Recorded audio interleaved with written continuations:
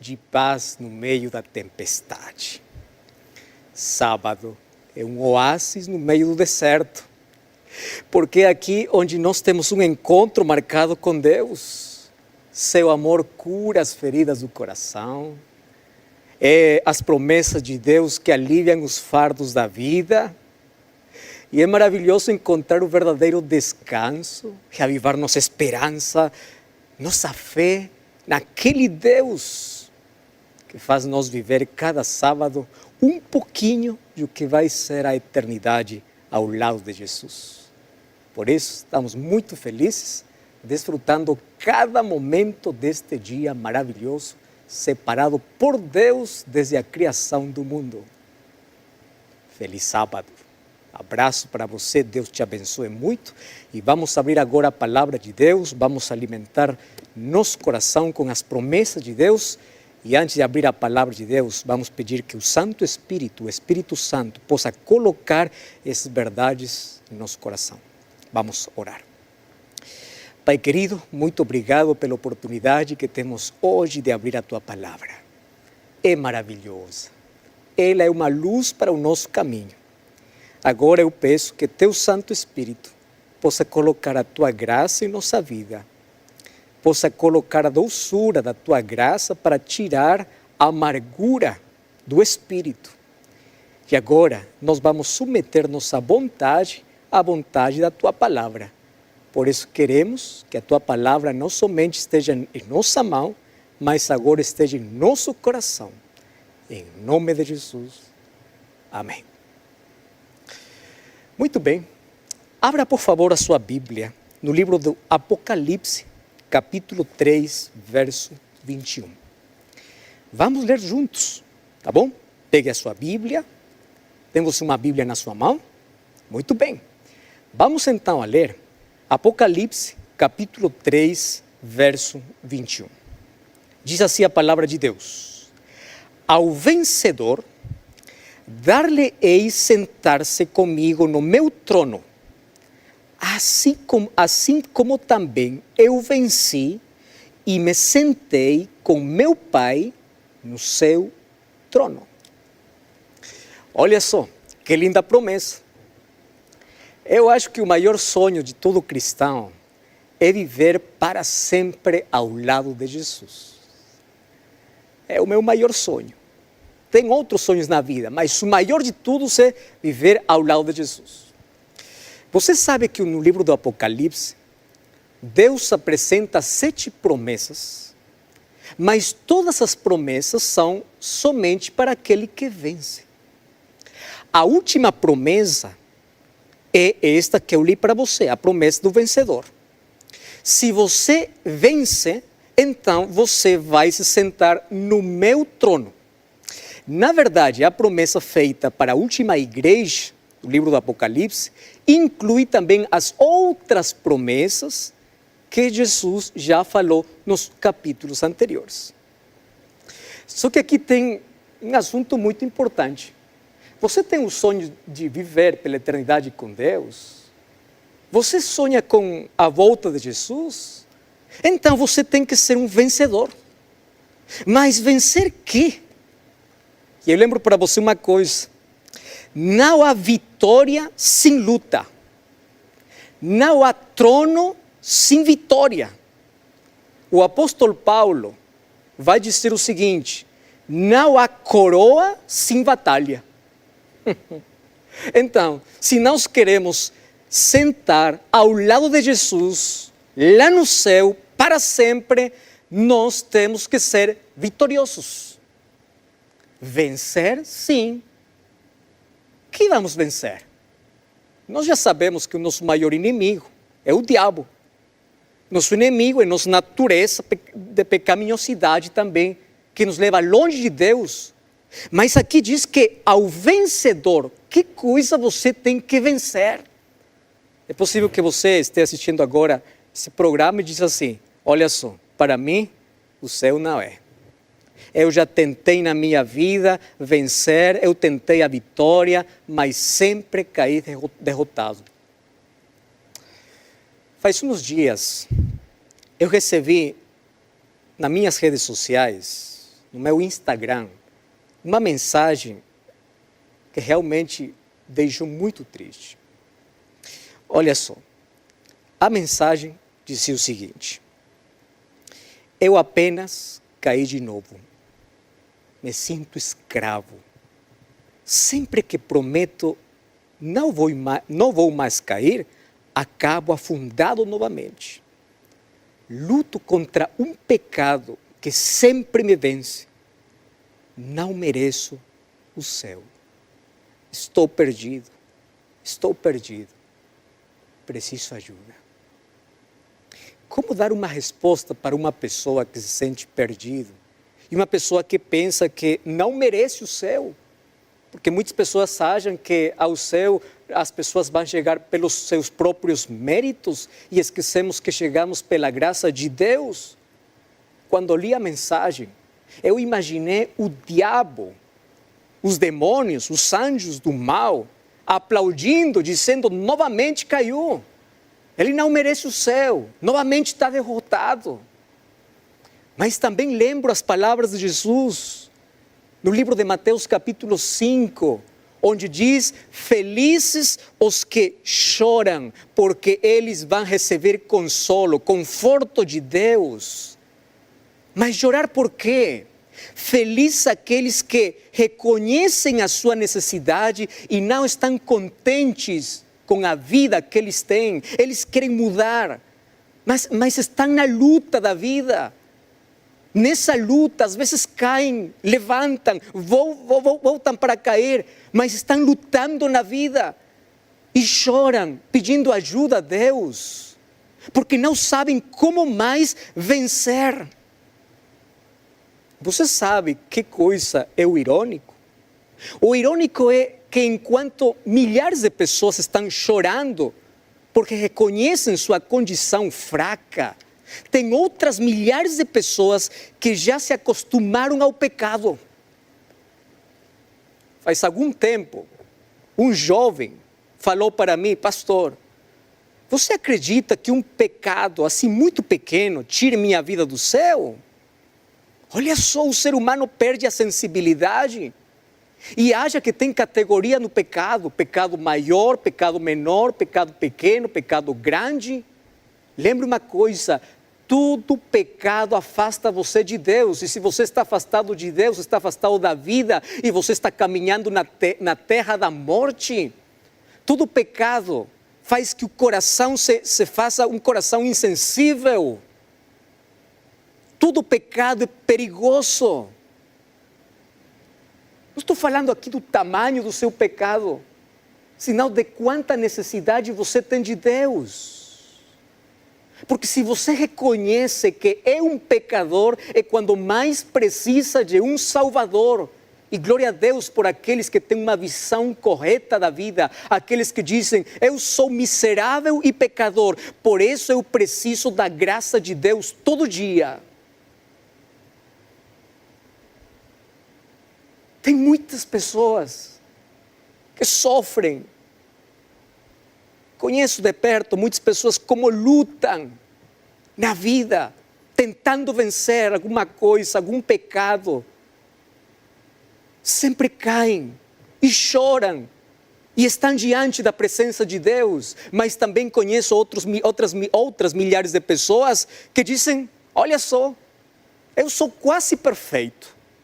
Eu não matei, não roubei, eu sou uma pessoa honesta, eu sou um bom marido, eu sou um bom cidadão, eu sou uma boa pessoa. Eu estou quase pronto para ir para o céu. Tem algumas pessoas que são tão autossuficientes que são como fariseu, que estão apontando os pecados dos demais porque pensam que pecado somente é matar, mentir, roubar, adulterar. E se sentem ali como fariseu, dizendo: Senhor, eu mereço tudo. Como aquele jovem rico que diz para Jesus: que mais posso fazer para herdar a vida eterna? Eu sou uma pessoa muito correta. Mas quando abro a palavra de Deus, eu encontro o apóstolo Paulo dizendo o seguinte no livro de Romanos capítulo 14, verso 23. tudo o que não provém de fé é pecado. Ainda quando as coisas que você faça sejam boas, se não provém de fé, é pecado. Quando vou para o livro de Tiago, capítulo 4, verso 7, diz assim: aquele que sabe fazer o bom e não faz, comete pecado. Então, pecado não somente é fazer coisas, pecado também é não fazer aquilo que você sabe que tem que fazer. Nossa condição, então, é difícil. Como eu vou chegar para o céu se pecado não é apenas fazer o mal? Pecado tem que ver com uma coisa mais ampla. Não somente tem que ver com ações, tem que ver incluso com motivações. Você pode fazer coisas muito boas, mas qual é a sua motivação para fazer isso? Faz algum tempo, batizei uma jovem. Depois do batismo, ela se aproximou com uma folha de papel em branco e com uma caneta na sua mão, dizendo assim: pastor, por favor, você me diz todas essas coisas que são pecados e tudo o que é permitido que eu posso fazer, porque agora estou batizada, quero fazer as coisas corretas. Eu estou pronta aqui para escrever todas as coisas que vou fazer e as coisas que vou deixar. Porque tem muitas pessoas que acham que ser cristão é caminhar, é andar pela vida com uma lista de coisas. É pecado, não é pecado, é pecado, não é pecado. Então, aquele que não faz coisa mal, diz: olha só, estou preparado para ir ao céu. Não sente a necessidade de Deus, não sente a necessidade de mudar de vida, se sente contente com sua vida. Cristianismo não tem que ver com fazer ou não fazer. Cristianismo tem que ver com ser. Você tem que ser cada dia mais semelhante a Jesus. Quando eu li a mensagem daquele jovem que me escreveu, eu fiquei refletindo na minha própria vida. E eu pedi muita sabedoria para Deus. Oh Deus, me ajuda. Como podemos vencer? Porque todos nós temos uma luta na vida, mas como podemos vencer? Mas primeiro, nós temos que saber que coisa temos que vencer. A promessa é para aquele vitorioso, mas que coisa você tem que vencer? Então vamos para o livro de João, capítulo 16, verso 8 e verso 9. Jesus está falando sobre a vinda do Espírito Santo. E olha só o que diz o livro de João, capítulo 16, verso 8. Diz assim: quando ele vier, convencerá o mundo do pecado. A pergunta é: que é pecado?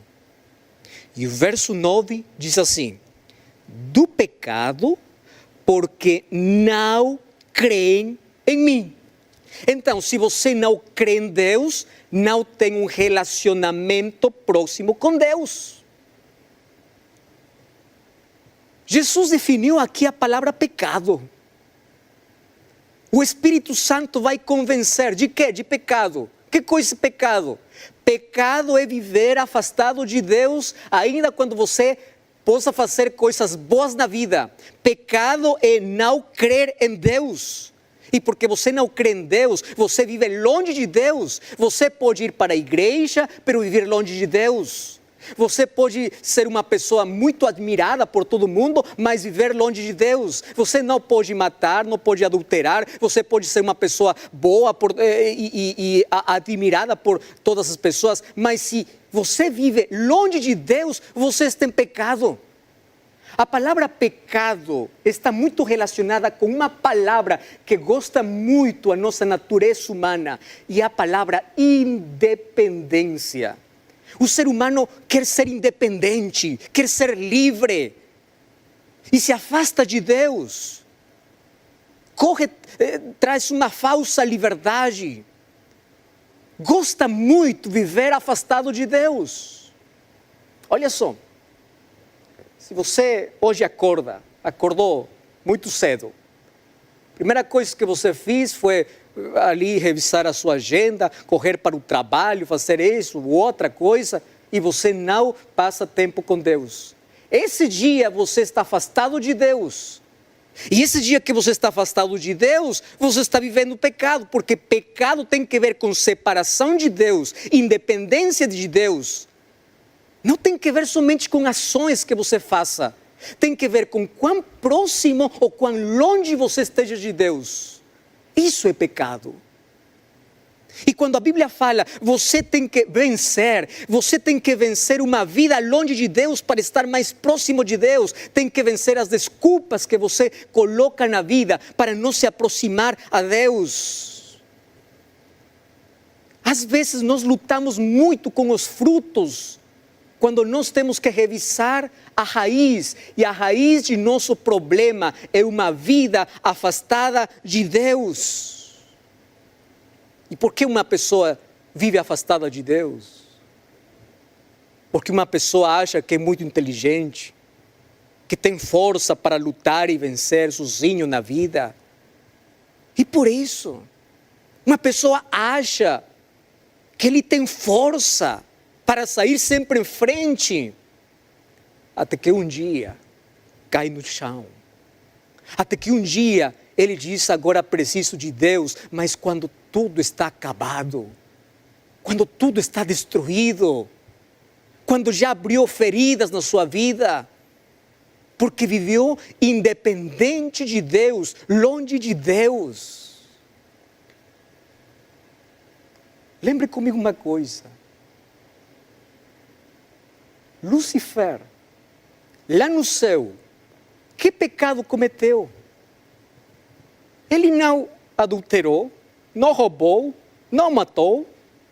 Qual foi o pecado? Ele se achou muito importante para se afastar de Deus. Isso é pecado. Então, quando você vive longe de Deus, aparecem as ações más, os frutos que vêm da raiz do problema. E a raiz de nosso problema é uma vida sem Deus. Sabe uma coisa? Deus está buscando pessoas não para encher uma igreja. Deus está procurando pessoas para encher o céu. E ao céu somente chegará aquela pessoa que aqui na terra aprendeu a se relacionar com Deus. Aquele que compreendeu as palavras de Jesus, ditas lá no livro de João, capítulo 15, o verso 5, quando diz assim: sem mim nada podereis fazer. Eu pergunto para você, o que significa nada? Que nada? Nada e nada. Tem duas palavras em nosso idioma que significa totalidade. A palavra nada e a palavra tudo. Que coisa é nada? Nada. Você pode fazer tantas coisas, mas sem Cristo você está perdido. Isso é que todos nós temos que compreender na vida. Sem Deus nada. Não temos a vitória, só com Ele podemos ter. E o apóstolo Paulo vem para nós com um conselho muito maravilhoso no livro de Romanos, capítulo 8, verso 37. Abra sua Bíblia, diz assim a palavra de Deus, Romanos 8, 37. Em todas as coisas, porém, somos mais que vencedores por meio daquele que nos amou. Você vai ter a vitória na vida, não por suas forças, sabedoria, não por os títulos que você coloca na parede, não pelo conhecimento que tem, o dinheiro que você tem no bolso, não. A vitória na vida é somente por aquele que nos amou. Se você está perto de Deus, você vai experimentar na sua vida a maior vitória. Então, por favor, vença todas as desculpas e você se coloca nas mãos de Deus para experimentar a vitória. Por isso Jesus falou no livro de João, capítulo 17, verso 3, aquele que conhece o Pai e aquele que conhece o Filho tem vida eterna. Conhecer significa experimentar a Deus na vida. tem que ver com um relacionamento de intimidade. Estar tão perto de Deus. E sabe o que acontece quando você está perto de Deus? Você começa a mudar. A mudança não é superficial, a mudança é de dentro para fora. Você lembra do João, o discípulo de Jesus? Quando foi para Jesus, era o filho do trovão. E após de caminhar com Jesus, depois de caminhar com Jesus, ele era o filho do amor, o discípulo do amor. Em que momento mudou o caráter dele? O momento que ele se relacionou com Deus. Você lembra do Paulo, perseguidor de cristãos, odiava muito a Cristo, a Jesus. E um dia teve um encontro com Jesus, e quando teve um encontro com Jesus, ele agora estava disposto a dar a própria vida por Jesus, porque é assim como muda a vida. Você tem prazer nas coisas espirituais? Antes você não gostava nada das coisas de Deus, mas agora gosta. Como acontece isso? Isso é Deus que faz na medida que você caminha com Ele.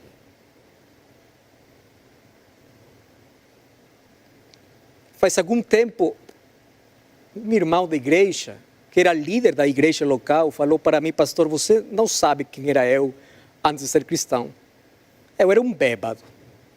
Gostava tanto do álcool, que eu pensava assim: sem álcool, a vida não é vida.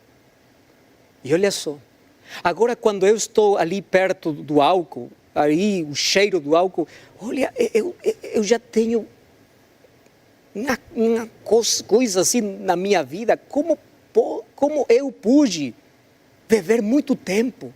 Deus mudou, Deus transformou tudo. Deus pode transformar sua prioridade, sua preferência, seus gostos, tudo na vida. Mas você se aproxima de Deus para ser um verdadeiro vencedor. E isso significa depender de Deus. E para depender tem que lutar, mas não é fácil, não. Você tem que buscar a Deus. E você sabe quando vai começar a depender de Deus? Quando você reconhece que sozinho não pode nada na vida. Por isso Jesus falou: felizes os pobres de espírito. Quem é um pobre de espírito? Aquele que reconhece sua condição. Aquele que diz: eu sou tão pobre, eu sou tão fraco que preciso da força de Deus. Eu não posso vencer na vida, e procura Deus. Mas você sabe qual é nosso maior problema? Nosso maior problema é nós achar que somos tão fortes, que somos ricos espirituais. Por isso, Jesus, antes de falar: aquele que vence se senta no meu trono, diz no livro de Apocalipse capítulo 3, verso 15: conheço as tuas obras, que nem és frio nem quente. Quem dera que fosses frio ou quente, assim porque és morno, e nem quente nem frio estou a ponto de vomitar-te da minha boca. Pois dizes: sou rico, abastado, não preciso de coisa alguma, e não sabes que tu és infeliz, sim, miserável, pobre, cego e nu. Aconselho-te que de mim compres ouro refinado, vestiduras brancas. Qual o problema da pessoa que vive independente de Deus? Ele acha que é rico. Confia muito na sua própria sabedoria, que afasta de Deus, dos seus planos, da sua vida. Frio, a palavra grega é a palavra sukros, que significa frio como gelo. Eu espero que você seja tão frio ou tão quente. Quente é a palavra sestos no grego, que significa fervendo. Linda palavra. De ali vem a palavra fervoroso. E Deus diz assim: você não é nem frio nem quente, você é indiferente. Você coloca para si uma camisa de Jesus, que diz Jesus, mas você joga para o time contrário. Você não tem um compromisso. Indiferença leva todo cristão à autossuficiência. E as pessoas começam a usar máscaras espirituais. Por fora quente, por dentro frio. Por fora vestido, por dentro nu. Por fora cheio, por dentro vazio. Os lábios falam de Jesus, mas seu coração não tem a Jesus. Faz já muito tempo, uma pessoa pediu que, por favor, possa falar com seu filho de 14 anos. Ele não queria saber nada de Deus. Eu fui para falar com ele. Ele, com muita indiferença, me recebeu. Começamos a falar, eu abri meu coração. E ele me disse assim: pastor, você veio para falar comigo porque minha mãe falou que você falasse comigo, né? Minha mãe sempre faz isso com todos os pastores. Mas eu vou falar para você uma coisa, porque eu não quero mais ser cristão. E ele disse uma coisa que doeu muito no meu coração. Ele disse assim: você não conhece meus pais. Meus pais lá na igreja são anjos. Pessoas muito lindas, admiradas por todo mundo. Mas você não sabe quem são eles aqui na casa. E ele disse uma coisa que doeu muito. Disse assim: se o evangelho não tem poder para mudar a vida dos meus pais, eu não preciso do evangelho. Não é nem frio nem quente, é indiferente, não tem relacionamento com Deus, a vida não mudou. Deus não está condenando a última igreja porque tem um pecado de heresia, de apostasia, é o pecado de indiferença. Está infectado pelo orgulho, autossuficiência. E Cristo está fora. E as pessoas estão perdendo a necessidade de Deus. Não olham para a sua condição, que precisam do Espírito. Eles confiam muito na sua própria experiência. Tem pessoas que dizem: eu estou 40 anos na igreja. Mas isso não significa que você tem 40 anos ao lado de Jesus. Onde você está colocando a sua esperança? No relacionamento com Deus ou a função que você tem? Onde você está colocando sua confiança? Você está procurando a Deus todo dia? E você sabe qual é a condição? Disse: você é um pobre. Pobre vem da palavra trojos, que significa você é um mendigo. Mas você é cego, não vê sua condição. Você sabe que comecei a repassar, a revisar a história. No livro de Gênesis, o livro do Apocalipse tem muitas coisas assim em comum. Gênesis capítulo 3 e Apocalipse capítulo 3 tem uma história quase igual. Lá no Gênesis, Adão e Eva, a primeira igreja, quando caiu no pecado, eles estavam nus. E a igreja de Laodiceia continua nu.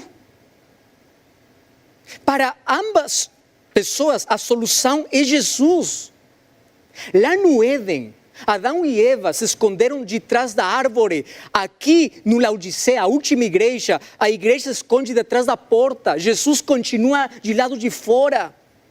E Jesus diz: compra de mim ouro. Comprar significa trocar, dar alguma coisa. Que coisa você tem que dar? Tem que renunciar seu orgulho. Tem que ter fé na sua vida. E eu gosto muito porque lá no Éden, Deus chamou, Deus buscou o homem e Deus continua chamando hoje, a última igreja, Deus continua batendo a porta. Ele quer ter uma relação íntima. E lembra o que vou dizer agora. Se agora você não tem um lugar no coração para Deus, você não vai ter um lugar lá no céu. Você tem que colocar no trono da sua vida Deus, para que um dia você esteja no trono de Deus. Porém, toda vitória tem uma batalha, é uma luta. Todo dia quando acorda você tem que ir à presença de Deus, abrir a palavra de Deus, para ouvir falar a Deus. Tem muitas pessoas que vão à Bíblia como turista, somente repassam e pronto. Mas outras pessoas são como exploradores, vão, analisam, pedem que Deus possa falar para a sua mente. Qual você é? Você tem que lutar com sua agenda muito apertada, porque tem muitas coisas para fazer. Para que você coloque a Deus no primeiro lugar. Sua vitória não vem pelo seu esforço contra o pecado. Seu esforço tem que ser para tomar a mão de Deus e Ele vai dar a vitória Porque o diabo não treme quando você diz eu sou cristão. O diabo treme quando você está diante de Deus de joelhos, porque sabe que Jesus sempre venceu ele. Você vai ter a vitória contra qualquer pecado quando você luta todo dia para estar perto de Deus. Eu gosto muito do texto que diz as maiores vitórias da vida não são conquistadas por meio do talento, a educação, a riqueza, o favor humano.